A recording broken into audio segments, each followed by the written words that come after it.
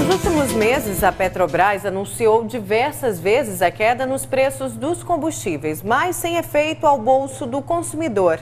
E depois voltou atrás e elevou o valor do produto. E para falar sobre esse e outros assuntos, a gente conversa ao vivo aqui no Jornal do Meio-Dia com o diretor executivo do Sindipetróleo, Nelson Soares, que no início do mês que vem assume também a presidência da Câmara dos Dirigentes Lojistas. Boa tarde, diretor. Boa tarde, Lúcio. Boa tarde, Nayara. Boa tarde a todos. Uma reclamação aí que o consumidor sempre faz, e isso ocorre não só na área dos combustíveis, né?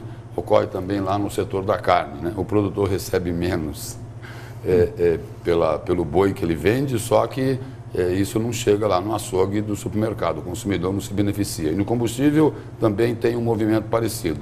Reduz lá na revendedora, na distribuidora, mas não chega na bomba. Por quê? Não, só corrigindo, reduz na refinaria. Na refinaria. Isso.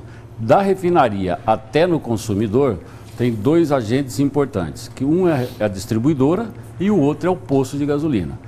Dentro desse contexto, existem todos os custos inerentes de transporte, imposto e tudo mais. Nós, nos últimos dois anúncios que a Petrobras anunciou de queda de preço, nós demonstramos através de notas fiscais de aquisição pelos postos de que essa queda não chegou para eles. Então, o revendedor, que é quem está na ponta fazendo a interface com o consumidor e é de quem o consumidor cobra, né, fica numa situação que ele vê na televisão que abaixou, e vê no jornal que abaixou, e ele vai no posto e, em vez de abaixar, às vezes até aumentou. Como nós demonstramos através das notas fiscais que os postos compram das distribuidoras. Então, se alguém ficou com isso, com essa diferença, não foram os postos. E a crise, né? A crise demorou um pouquinho para chegar ao setor de combustíveis, mas está chegando. Nós tivemos agora, no mês de outubro, a primeira informação sobre queda no volume de vendas em relação ao mesmo período do ano passado. Até então, Mato Grosso vinha experimentando um volume de aumento superior ao ano passado, diferentemente, inclusive, do Brasil, que apresenta quedas já desde o início do ano. Nós temos ainda a felicidade de estarmos sentindo isso só agora. Então, Mato Grosso ainda é um estado ímpar, porque em outubro é que nós fomos apresentar essa queda, que ainda é bem menor do que a queda brasileira.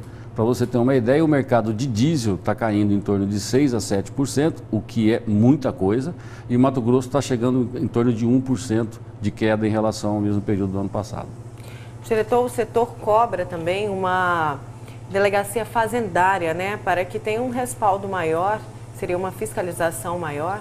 Nós, enquanto entidade que defende o segmento e trabalhamos defendendo os interesses dos donos de postos e que na sua quase que totalidade são honestos, são pessoas idôneas que estão trabalhando, nós pautamos para que os agentes propiciem a isonomia no mercado. Então, você não pode ter aí no mercado quem burla, quem adultera produto, quem vende produto. E para coibir isso, a gente tem solicitado ao governo do estado, acreditamos que agora no início do ano devemos ser atendidos, a criação da delegacia fazendária especializada em combustíveis. Agora, para fazer essa solicitação, para chegar a esse ponto aí de solicitar uma delegacia específica, né, da área fazendária, então existem muitas fraudes. Olha, o mercado de combustíveis, de uma maneira geral, no Brasil, por ser um produto de altíssima rotatividade,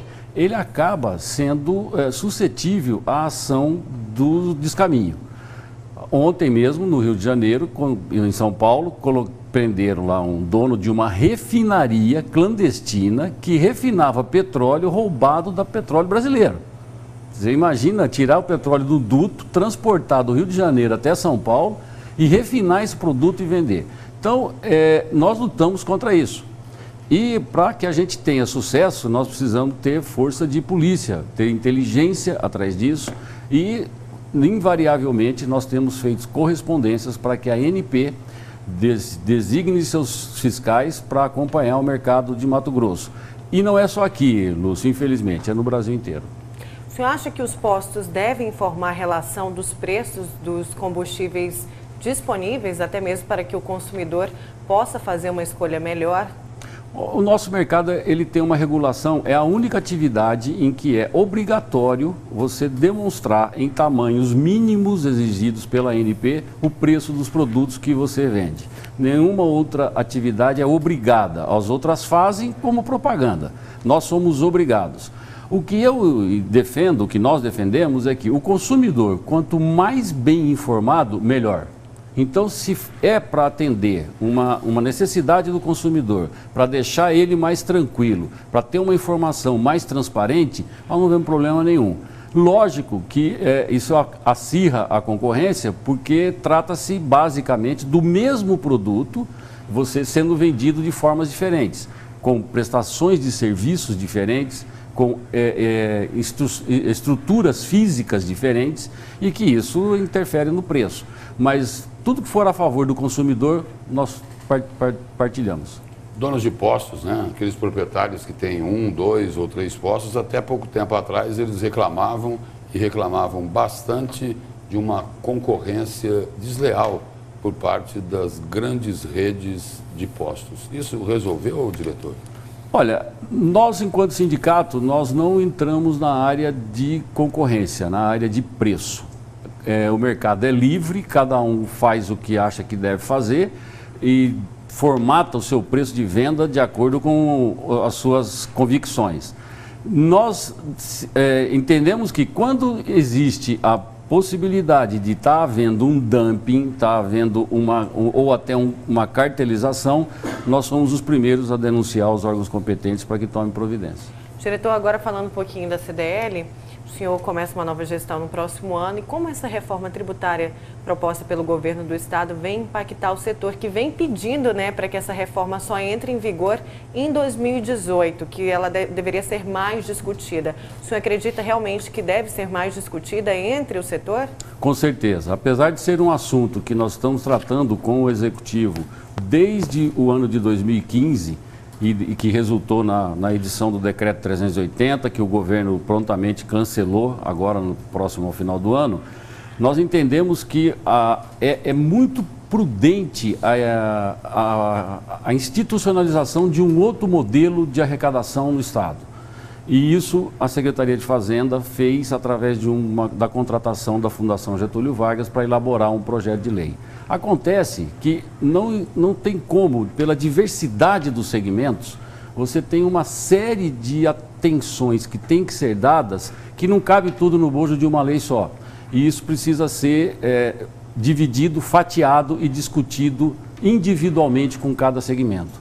Então, a gente sabe que existe uma boa vontade do governo em também discutir isso com mais profundidade. Nós temos tido N reuniões, a Frente Parlamentar do Comércio da Assembleia tem colaborado e muito para fazer a ligação entre a necessidade do comércio e a necessidade do Estado, e me parece que hoje o governo do Estado deve anunciar que, de fato, a reforma será só tratada a partir de 2017. Diretor, obrigado pela presença e pelas informações aqui no Jornal. Eu que agradeço. Muito obrigado a todos. Obrigada, diretor.